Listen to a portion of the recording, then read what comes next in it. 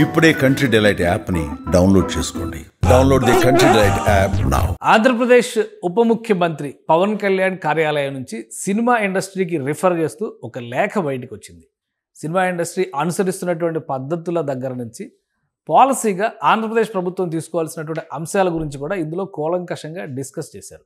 Harihara Veeramallu power star Pawan Kalyan నటించినటువంటి cinema June 12న release అవుతున్నటువంటి సందర్భంలో థియేటర్లో బంద్ అనేటువంటి ప్రస్తావన రావడం, ఇండస్ట్రీలో ఒక విధమైనటువంటి చర్చ జరగడం, దీని అంతటికీ కూడా పవన్ కళ్యాణ్ కార్యాలయం రిలీజ్ చేసినటువంటి లేఖ ఇప్పుడు ఆజ్యం పోసినట్టుగా అవుతుంది. ఇండస్ట్రీ వర్సెస్ ఆంధ్రప్రదేశ్ లేదా Telugu film industry versus Pawan Kalyan నడుస్తోందా? అసలు ఈ లేఖ సారాంశం ఏంటి, అందులో ఉన్నటువంటి అంశాలను ఏ విధంగా అర్థం చేసుకోవాలి, విశ్లేషించే ప్రయత్నం చేద్దాం. మనతో పాటు ఫిల్మ్ క్రిటిక్, సీనియర్ జర్నలిస్ట్ ప్రభు గారు ఉన్నారు. ప్రభు గారు నమస్కారం. నమస్తే. పవన్ కళ్యాణ్ గారి కార్యాలయం నుంచి ఒక సుదీర్ఘమైనటువంటి లెటర్ వచ్చింది. మొత్తం ఇండస్ట్రీలో ఉన్నటువంటి అనేక అంశాలను ప్రస్తావించారు. ఇండస్ట్రీకి ఆంధ్రప్రదేశ్ ప్రభుత్వం ఏం చేయబోతున్నా కూడా ఒక హింట్ ఇచ్చారు. అసలు ఆయన ఈ లెటర్ రాయాల్సినటువంటి అవసరం ఏమొచ్చింది? పైగా అందులో ఒక కీ పాయింట్ రిటర్న్ గిఫ్ట్ గురించి మాట్లాడారు. సో పవన్ కళ్యాణ్ గారికి ఫిల్మ్ ఇండస్ట్రీ ఇచ్చిన రిటర్న్ గిఫ్ట్ ఏంటి? సినిమా థియేటర్లలో మూసివేయాలనే నిర్ణయమే రిటర్న్ గిఫ్ట్ అనేటువంటి ఒక ఇది స్పష్టంగా కనిపిస్తుంది అక్కడ. అలాంటి నిర్ణయం తీసుకున్నారు. సినిమా అనేది 5 సంవత్సరాల పోరాటం తర్వాత, 5 సంవత్సరాల ప్రయత్నం తర్వాత సుదీర్ఘమైన నిర్మాణ కార్యక్రమం తర్వాత ఈ రోజున సినిమా రిలీజ్కి వస్తున్న సమయంలో థియేటర్ల మూసివేత అనేటువంటి నిర్ణయం తీసుకున్నారు. ఈ నిర్ణయం వెనుక ఎవరున్నారు, ఎందుకు తీసుకున్నారు, ఎవరి కోసం తీసుకున్నారు, ఎవరిని దెబ్బ కొట్టడం కోసం తీసుకున్నారు అనేటువంటి చర్చ నడుస్తుంది. వీళ్ళ ఇండస్ట్రీ వాళ్ళు చెప్తుంది ఏంటంటే, ఇండస్ట్రీలో మామూలుగా ఉన్నటువంటి జనరల్ సమస్యల పాయింట్ ఆఫ్ వ్యూలోనే ఎగ్జిబిటర్లు ఆ నిర్ణయానికి రావటం జరిగింది. ఆ ఎగ్జిబిటర్లను సముదాయించేసి దాన్ని ఏదో వాయిదా వేయటం జరిగింది. అయితే ఈ క్లాష్ డే బై డే పరిణామాలు ఇవి జరగటం జరిగింది. మొత్తానికి ఆ నిర్ణయం అనేటువంటిది పవన్ కళ్యాణ్ గారిని వ్యక్తిగతంగాను అట్లాగే ఆయన అభిమానుల్ని సామూహికంగాను మొత్తానికి ఒక షాక్కు గురి చేసినటువంటి విషయమని చెప్పాలి. ఎందుకంటే ఇలా 12వ తారీఖున సినిమా రిలీజ్ అయినటువంటిది విస్తృత స్థాయిలో, రేపు 8వ తారీఖున కూడా తిరుపతిలో భారీ ప్రీ రిలీజ్ ఈవెంట్ జరగబోతుంది. ఇలాంటి సందర్భంలో థియేటర్లో వాళ్ళు ఈ నిర్ణయం తీసుకోవటం కనుక ఏంటి, ఎందుకు ఇంత అర్జెంటుగా ఆ నిర్ణయం తీసుకోవాల్సి వచ్చింది, ఎవరికి చెప్పి తీసుకున్నారు? కనీసం ఒక నోటీస్ ఉంటుంది, పలానా రోజు నుంచి మేము బంద్ చేస్తున్నాం. అది ఇంత సడన్గా అనేటువంటిది ఎవరు చెప్పిన నిర్ణయం, ఎవరు తీసుకున్న నిర్ణయం, ఎందుకు తీసుకునే నిర్ణయం, దీని వెనక ఎవరున్నారు అనేటువంటి ఒక చర్చ అనేటువంటిది జరుగుతుంది అన్నమాట వాస్తవం. అందుకని దానికి గాను అక్కడ నుంచి ఒక కొంచెం ఆవేశం కూడా కలగలిసినటువంటి ఒక లెటర్ అయితే రావటం జరిగింది. ప్రభు గారు, ఆల్రెడీ ఈ సినిమాకి సంబంధించి 3 పాటలు రిలీజ్ అయినాయి. అవి మంచి పాజిటివ్ టాక్ వచ్చినాయి. సినిమాకి ప్రీ రిలీజ్ ఈవెంట్ ప్లాన్ చేశారు. ఇంకోవైపు నుంచి ఇనిషియల్ కొన్ని ప్రమోషనల్ యాక్టివిటీస్ కూడా మొదలు పెట్టేశారు. సో సినిమా పెద్ద సినిమా వస్తుందన్న విషయం ఇండస్ట్రీలోనే కాదు ప్రజలందరికీ కూడా తెలుసు. ఇలాంటి సమయంలో నిర్ణయం తీసుకోవడం వెనక కుట్ర ఏమన్నా ఉంటుందా? పవన్ కళ్యాణ్ గారి లేఖ నుంచి దానికి ఆన్సర్ వచ్చిందని అనుకోవాలి. రిటర్న్ గిఫ్ట్ లెక్క అంతా ఇందులో నుంచే ఉందా? అయితే చాలా అర్జెంటుగా కాల్ఫర్ చేసేసి ఎగ్జిబిటర్లను పిలిపించేసి నిర్ణయం తీసుకోవాలనేటువంటిది జరిగినటువంటి మాట వాస్తవం. ఎందుకు అంత అర్జెంటుగా ఎగ్జిబిటర్లను పిలిచేసి థియేటర్ల బంద్ అనేటువంటి నిర్ణయం తీసుకోవాల్సిన అవసరం వచ్చిందనేటువంటి వాదన ఒకటి వినిపిస్తుంది. ఆ కుట్రకోణం ఉందా లేదా అనేటువంటిది చాలా స్పష్టంగా ఈ ఎంక్వైరీలో తేలబోతుంది. అది మనం we are not it is too early for us to decide that. అయితే జరిగిన పరిణామాలను బట్టి చూసినట్లయితే ఈ విషయాన్ని చాలా సీరియస్గా తీసుకునే అవకాశం ఉంది అనేటువంటిది మాత్రం చాలా స్పష్టంగా కనిపిస్తుంది. ఎందుకంటే థియేటర్లు అనేటువంటివి ఇప్పుడు బాగా లెస్సీస్ చేతిలోనే ఉన్నాయి. లెస్సీసే తప్ప థియేటర్ ఓనర్లు అనేటువంటి వాళ్ళు, ఎగ్జిబిటర్లు అనేటువంటి వాళ్ళ ఉనికి అనేటువంటిది లేదు. అసలు ఇప్పుడు దీన్ని కూలంకుషంగా తీసి గతంలో ఎలాంటి ఈ హింస అయితే జరిగిందో వైఎస్ఆర్సీపీ పాలనలో నిర్మాత వీళ్ళ పట్ల థియేటర్ల దగ్గర కానీ తహసీల్దార్ ఆఫీసులతో వీళ్ళు వెళ్ళిపోయి టికెట్ల అమ్మే దగ్గర ఎలాంటివన్నీ జరిగినాయి వాటన్నిటి మీద చెక్ చేస్తూ ఈ రోజున నిర్మాణ పంపిణీ రంగంలోనూ ప్రదర్శన రంగంలో జరుగుతున్నటువంటి లోపాలన్నిటి మీద కూడాను ఒక నిఘా నేత్రాన్ని పెట్టబోతున్నారు అనేటువంటి మాత్రం పవన్ కళ్యాణ్ గారు రాసిన లెటర్లో కూడా చూస్తే ఆంధ్రప్రదేశ్లో ఎన్డీఏ కూటమి ప్రభుత్వం ఏర్పాటై ఏడాది కావస్తున్న తెలుగు సినిమా సంఘాల ప్రతినిధులు గౌరవ ముఖ్యమంత్రి గారిని మర్యాదపూర్వకంగా కలిశారా? కలవలేదు. క్వశ్చన్ అది పెట్టారు. కొంతమంది వ్యక్తిగతంగా కలిశారు తప్ప ఎవరు ఇండస్ట్రీ తరపున కలవలేదు. రెండవది కూడా గత ప్రభుత్వం సినిమా రంగం వారిని అగ్ర నటులని ఎలా చేత్కరించిందో మర్చిపోయినట్లున్నారు. ఇకపై ప్రభుత్వంతో వ్యక్తిగత చర్చలు ఉండవు, సినిమా సంఘాల ప్రతినిధులే రావాలి తేల్చి చెప్పారు. అంటే ఎందుకు వ్యక్తిగత చర్చలకి సినిమా సంఘాలకి మాత్రమే అవకాశం ఇవ్వడానికి? ఇప్పుడు వ్యక్తిగతంగా ఎప్పుడు వెళ్తున్నారంటే మా సినిమా రిలీజ్ అయింది మా టికెట్ రేట్లు పెంచుకోవటం కోసం అవకాశం ఇవ్వండి అనేటువంటి సానుకూలమైనటువంటి ఒక ఇది తెచ్చుకోవటం కోసం, ఒక లబ్ధిని తెచ్చుకోవటం కోసం మాత్రమే వెళ్తున్నారు తప్ప వ్యక్తిగతంగా సామూహికంగా ఇండస్ట్రీ సమస్యల పరిష్కారాన్ని గురించి కానీ సమస్యలకు ఒక మెమరాండం ఇవ్వటం గురించి కానీ ఇప్పుడు ఎంటర్లా. ఆ సామూహిక ప్రాతినిధ్యం అనేటువంటిది మిస్ అవుతుంది.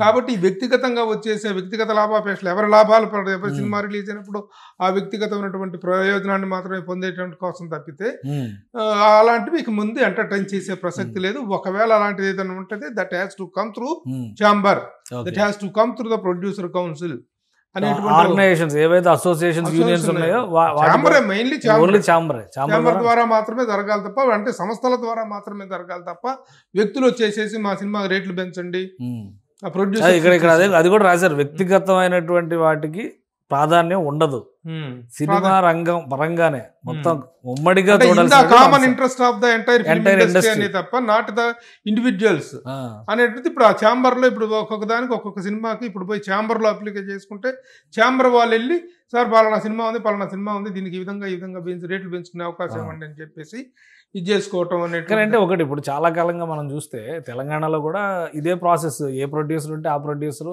వాళ్ళ టీము, డైరెక్టర్ కూడా ఉంటే డైరెక్టర్, వీళ్ళు వెళ్ళి రిప్రజెంట్ చేసుకొని కావాల్సిన రిక్వైర్మెంట్ తెచ్చుకోవడం, తర్వాత గవర్నమెంట్ జీవో ఇవ్వడం, అక్కడ అష్యూరెన్స్ ఇవ్వగానే ఇక్కడ జీవో ఇస్తారు. అదే ప్రాసెస్ కదా నడుస్తుంది. ఇప్పుడు కొత్తగా వచ్చిన సమస్య ఏంటి ఇందులో? ఎందుకు ప్రత్యేకంగా ఉప ముఖ్యమంత్రి దీన్ని పొడిచి మరీ చెప్తున్నట్టు? ఉప ముఖ్యమంత్రి కార్యాలయం ఇచ్చినటువంటి లెటర్ కాబట్టి చాలా క్లియర్గా సంఘటితంగా ఉంటే పరిశ్రమగా అభివృద్ధి చేయవచ్చు అంటే ఎందుకు ఆ సంఘటితత్వం లోపించింది అన్నదే ఇక్కడ. ఇది సంఘటితత్వం లోపిస్తున్నటువంటి వ్యక్తిగతంగా కూడాను ఒక ప్రభుత్వం అనేటువంటిది అధికారంలోకి వచ్చినప్పుడు పరిశ్రమ అనేటువంటిది వెళ్ళి కలిసి అభినందనలు తెలియజేయడం కానీ, ఒక ప్రాతినిధ్యం ఇవ్వటం కానీ, వాళ్ళని సత్కరించడం కానీ గతంలో కూడా చంద్రబాబు నాయుడు గారు వచ్చినప్పుడే జరిగింది. ఆ ఒక చక్కని సుహృద్భావ వాతావరణం పరిశ్రమకు ప్రభుత్వానికి మధ్య ఏర్పడి ఉండేది. కానీ ఇప్పుడు ఆ వాతావరణం అనేటువంటిది లేకుండా పోయింది. Nobody is representing. ఇంత సంవత్సరం దాదాపు కావస్తుంది కూటమి ప్రభుత్వం ఏర్పడి. ఏ అసోసియేషన్ అయినా, ఇది ఫిల్మ్ ఛాంబర్ కానీ, ఒక ప్రొడ్యూసర్ కౌన్సిల్ కానీ, ఒక మూవీ ఆర్టిస్ట్ అసోసియేషన్ కానీ, ఒక ఫిలిం ఫెడరేషన్ కానీ, లేకపోతే 24 క్రాఫ్ట్లు ఉన్నాయి డైరెక్టర్ అసోసియేషన్, ఏ ఒక్కళ్ళు కూడాను వెళ్ళి ప్రాతినిధ్యం అనేటువంటిది ఇవ్వలేదు. ఆయన గౌరవప్రదంగా కలవలేదు, ఆయన అపాయింట్మెంట్ కోరలేదు, ఆయన కానీ ఉప ముఖ్యమంత్రి గారిని కోరలేదు. ఆ ప్రాతినిధ్య లోపం అనేటువంటిది స్పష్టంగా కనిపిస్తుంది. ఓకే సార్, ఇంకో 2-3 విషయాలు ఇందులో మెన్షన్ చేశారు పవన్ కళ్యాణ్ గారు. థియేటర్ల ఆదాయం పైన ఆరా. ఏ థియేటర్లకు సంబంధించి ఇందులో ఎగ్జిబిటర్లు, పంపిణీదారులు ఒక గ్రూపుగా ఏర్పాటు చేస్తున్న వ్యవహారాలతో పాటు ప్రేక్షకులు వెచ్చిస్తున్న మొత్తాలు, అందుకు అనుగుణంగా అతను పొందుతున్నటువంటి సౌకర్యాలు ఎలా ఉన్నాయి తదితర అంశాలను ఇప్పటికే చర్చించారు. థియేటర్లని సంబంధిత యజమానులు నడపడం లేదని, లీజుదారుల చేతుల్లోనే అత్యధికంగా ఉన్నాయని అధికారులు తెలిపారు. ఏం జరుగుతుంది? డైరెక్ట్ గా దిగబోతున్నారు రంగంలోకి. ఇప్పుడు ప్రస్తుతం అనేటువంటిది థియేటర్లు అనేటువంటి కొంతమంది లెసీల చేతుల్లోనే ఉందన్న విషయం అందరికీ తెలిసినటువంటి విషయమే. మోస్ట్ ఆఫ్ ద థియేటర్స్ దాదాపు 2500 థియేటర్లు ఉండేటువంటి థియేటర్ల వ్యవస్థ అనేటువంటి దాదాపు ఇప్పుడు 1800-2000 మధ్యలో ఉంది. వీటిల్లో కూడాను most of the theatres 60%-70% of the theatres lessee చేతిలో ఉన్నాయి. ఆ లెస్సీలు కూడా అతి కొద్ది మంది లెస్సీలే. ఆ లెస్సీల చేతిలో ఉన్నాయి. వాళ్ళు మాత్రమే డిక్టేట్ చేస్తున్నారు, వాళ్ళు మాత్రమే నిబంధనలకు తూట్లు పొడుస్తున్నారు. శానిటేషన్ విషయంలో కానీ, తినుబండారాల విషయంలో కానీ, వాటి క్వాలిటీ విషయంలో కానీ, అంటే థియేటర్ల దగ్గర ఉండాల్సినటువంటి ప్రమాణాలు మెయింటైన్ చేయకుండా చేస్తున్నారు. కాబట్టి వాళ్ళ తాట తీస్తాను అని ప్రత్యక్షంగా హెచ్చరిస్తున్నారు పవన్ కళ్యాణ్ గారు. ఉప ముఖ్యమంత్రి గారి కార్యాలయంలో రంగంలో దిగుతారు, ప్రత్యక్షంగా తాట తీస్తామనేటువంటి వార్నింగ్ ఇస్తున్నాడు అనేటువంటిది మాత్రం స్పష్టంగా కనిపిస్తుంది. మల్టీప్లెక్స్ల పైన కూడా ఒకటి రాశారు ఇందులో. ఎన్ని మల్టీప్లెక్స్లు ఉన్నాయి, మల్టీప్లెక్స్ స్థాయి సినిమా హాల్స్ ఎన్ని ఉన్నాయో తెలియజేయడానికి ఇప్పటికే సినిమాటోగ్రఫీ శాఖ అధికారులని నివేదిక అడిగింది. కొన్ని పట్టణాల్లో సింగిల్ థియేటర్లను కూడా 2-3 స్క్రీన్స్ గా విభజించి మల్టీప్లెక్స్ విధానంలో నడుపుతున్నారు. అంటే చాలా ఎంక్వైరీ చేసి నెక్స్ట్ లెవెల్ కి వెళ్తున్నారు. అంటే ఈ పంపిణీ వ్యవస్థ అనేటువంటిది, ప్రదర్శన వ్యవస్థ, ఎగ్జిబిటర్ సిస్టమ్ అనేటువంటిది, రంగం అనేటువంటిది, సినిమా అంటే 3 ప్రధాన రంగాలు: నిర్మాణం, పంపిణీ, ప్రదర్శన. ఈ ప్రదర్శన విభాగంలో జరుగుతున్నటువంటి దోపిడీలని ఇక ముందు ఆటలు సాగనివ్వను అనే విషయాన్ని సుస్పష్టంగా ఉప ముఖ్యమంత్రి గారు తన కార్యాలయం నుంచి స్పష్టంగా పంపించినటువంటి లేఖ ఇది. సో ఈ లేఖలో ఇంకొకటి, ఈ లేఖకి కూడా కారణము, ఇంత సడన్ రియాక్షన్ కూడా కారణం ఏంటంటే జరిగినటువంటి ఇది. అంటే దీని వెనకేదో ఒక కుట్ర ఉందనేటువంటి అనుమానాలు బలంగా ఉన్నాయి. రిటర్న్ గిఫ్ట్ గురించి చాలా స్పెషల్ గా చెప్పారు పవన్ కళ్యాణ్ గారు. రిటర్న్ గిఫ్ట్ అంటే ఏమిటంటే అర్జెంట్ గా థియేటర్లో బంద్ అనేటువంటి నిర్ణయానికి పూనుకొని దాన్ని అమలు చేయడానికి ప్రయత్నించి విఫలమై ఈ రోజు దాన్ని వాయిదా వేసుకోవటం అనేటువంటి జరిగింది. కాబట్టి ఇది రిటర్న్ గిఫ్ట్ అనేటువంటి వార్నింగ్ తను ఇస్తున్నాడు పవన్ కళ్యాణ్ గారు. ఇందులో లాస్ట్ లో లెటర్ లో ఆయన పెట్టిన ఇంకొక ఇంపార్టెంట్ పాయింట్ ఏంటంటే, సినిమా రంగంలో స్టూడియో నుంచి సినిమా హాల్ వరకు ఉండే విభాగాల్లో గుత్తాధిపత్యం కంటే ఎక్కువ మందికి అవకాశాలు కల్పిస్తేనే పెట్టుబడులు పెరిగి పరిశ్రమగా అభివృద్ధి చెందుతుంది. ప్లస్ ఆంధ్రప్రదేశ్ ప్రభుత్వం తెలుగు సినిమా పరిశ్రమని కాంప్రహెన్సివ్ ఫిలిం డెవలప్మెంట్ పాలసీ ద్వారా సినిమా రంగ అభివృద్ధికి బాటలు వేస్తుంది. సో త్వరలో ఒక పాలసీ ఇస్తామని చెప్పి అంటున్నారు. సో ఇండస్ట్రీ మొత్తం ఒక ప్రక్షాళన దిశగా ఆంధ్రప్రదేశ్ ప్రభుత్వం అడుగులు వేస్తుంది అనుకోవచ్చా? ఇక దీన్ని ముగింపుగా మనం చూస్తే ఇండస్ట్రీని ఇక్కడ ప్రక్షాళన చేయటం కదా, అక్కడ సమగ్ర అభివృద్ధి, కాంప్రహెన్సివ్ పాలసీ అనేటువంటిది అంటే ఒక సమగ్రమైనటువంటి నిర్మాణ పద్ధతి. కేవలం సినిమాలు కాదు, మనం అనుకున్న స్మార్ట్ సిటీ లాంటివి అసలు మొత్తం సినిమా ఎంటర్టైన్మెంట్ సిటీ అనేటువంటిది పాయింట్ ఆఫ్ వ్యూలో మొత్తం ఒక కాంప్రహెన్సివ్ డెవలప్మెంట్ కోసం ఇండస్ట్రీ అనేది ప్రయత్నిస్తుంది. ఈ మధ్యలో ఇప్పుడున్నటువంటి లెస్సీ విధానం అనేటువంటి దాని మీద మాత్రం ఏదో అంటారు చూసారా, సినిమా పరిభాషలో ఉక్కుపాదం మోపుదామని, అది దానికి మాత్రం సిద్ధపడుతున్నారు అనేటువంటి విషయం స్పష్టంగా కనిపిస్తుంది అందులో. సో నాకు అనిపిస్తుంది ఏంటంటే, ఇండస్ట్రీ మొత్తంలో ఎవరైతే గుత్తాధిపత్యం వహిస్తున్నారో వాళ్ళకి మాత్రం స్ట్రైట్ వార్నింగ్ లాగా ఇచ్చారు. స్ట్రైట్ వార్నింగ్ ఇచ్చారు. లెస్సీస్ కి మాత్రం స్ట్రైట్ వార్నింగ్ ఇచ్చారు. ఈ వార్ అనేటువంటిది కొంత కోల్డ్ వార్గా, కొంత అండర్ కరెంట్ గా, కొంత బహిర్గతంగా, కొంత అంతర్గతంగా కూడాను ఈ వార్ అనేటువంటి కొనసాగే అవకాశాలు కనిపిస్తున్నాయి. కానీ ఇంత అంటే గోటితో పోయేదాన్ని గొడ్డల దాకా తెచ్చుకున్నట్టుగా సినిమా ఇండస్ట్రీని గెలిచిన వెంటనే చంద్రబాబు నాయుడు గారు ఇండస్ట్రీ మనిషి అన్నారు, పవన్ కళ్యాణ్ గారు ఇండస్ట్రీ మనిషి అన్నారు, అలానే కందుల దుర్గేష్ గారికి డైరెక్ట్ జనసేన పార్టీకే సినిమాటోగ్రఫీ శాఖ వచ్చింది కాబట్టి ఏపీలో ఏ ప్రాబ్లం లేదు, అంతా కూల్గా ఉంది అనుకున్నారు. తెలంగాణలో చిన్న ఇష్యూస్, పుష్ప 2 రిలీజ్ దగ్గర జరిగిన ఇష్యూస్తో అవి పీక్ స్టేజ్కి వెళ్ళి, కాబట్టి ఏపీ అంతా ఆల్ ఫ్రెండ్లీ అనుకున్నారు. ఇప్పుడు ఏపీలో కూడా రగులుతుందంటే ఇండస్ట్రీలో అసలు ఏంటి లోపం ఏంటి, ఎవరిని కలుపుకొని వెళ్ళే స్థితిలో లేదా, ఇండస్ట్రీ ఒక సపరేట్ ఎంటిటీలా ఫీల్ అవుతుందా? ఎంటిటీలో కదా, ఇప్పుడు ప్రస్తుతం ఇండస్ట్రీలో నాయకత్వ లోపం ఉన్నట్టు చాలా ప్రస్ఫుటంగా కనిపిస్తుంది. ఏ విషయాన్ని స్పష్టంగా అడ్రస్ చేసేటువంటి నాయకత్వం లేకుండా పోయింది. ఎవరి ప్రయోజనాలు వాళ్ళు అనేటువంటి యాంగిల్లో పోతుంది తప్పితే ఒక సంఘటితమైనటువంటి ఒక కాంప్రహెన్సివ్ రిప్రజెంటేషన్, ఒక సమగ్రమైనటువంటి ఒక ప్రాతినిధ్యం అనేటువంటిది లేదు. ప్రాతినిధ్యంలో ఎవరి మాట వినరు. ఎవరైనా చిరంజీవి గారు లాంటి వాళ్ళు పెద్దరికం తీసుకున్నా కానీ మేమేంటి ఇదేదనే యాటిట్యూడ్ ఉందనిపిస్తుంది నాకు. అందుకే ఆయన ఎంతలో ఉండాలో అంతలో ఉందా అన్నట్టుగానే ఉంటున్నారు తప్ప ఇవన్నిటిని తెలుసుకోవాలి, చేయాలంటే ఈ నిర్మాణం, పంపిణీ, ప్రదర్శన రంగాల పట్ల ఒక 3 రంగాల పట్ల ఒక సమగ్రమైన అవగాహన, సాధికారమైనటువంటి అవగాహన ఉన్నటువంటి వ్యక్తి కావాలి. ఆ వ్యక్తి దాసరి నారాయణరావు గారు. ఆయన లేకపోవటం తాలూకు లోపం అనేటిది సుస్పష్టంగా కనిపిస్తుంది. ఇక ఎవరికి కూడా ఇది లేకుండా పోయింది. అందువల్ల ఎవరికి దారే ఎవరికి వారే యమునా తీరే అనేటువంటి పరిస్థితి కారణంగా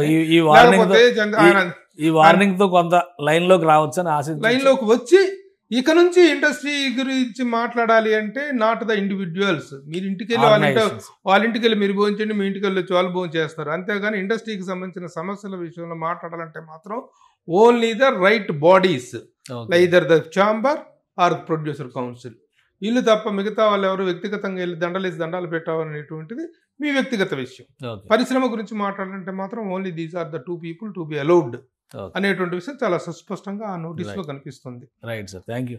ఇది ప్రభు గారి విశ్లేషణ. తెలుగు సినిమా పరిశ్రమకు సంబంధించి ఒక మాస్ వార్నింగ్ పవన్ కళ్యాణ్ గారి కార్యాలయం నుంచి వచ్చింది డిప్యూటీ సీఎం హోదాలో. ఎందుకంటే సినిమా పరిశ్రమకు సంబంధించి జరుగుతున్నటువంటి అనేక అంశాలను స్పష్టంగా ప్రస్తావించారు. ముఖ్యంగా రిటర్న్ గిఫ్ట్ విషయంలో పవన్ కళ్యాణ్ గారు సీరియస్గా ఉన్నారనేది ఆ లేఖ సారాంశాన్ని బట్టి చూస్తే అర్థమవుతుంది.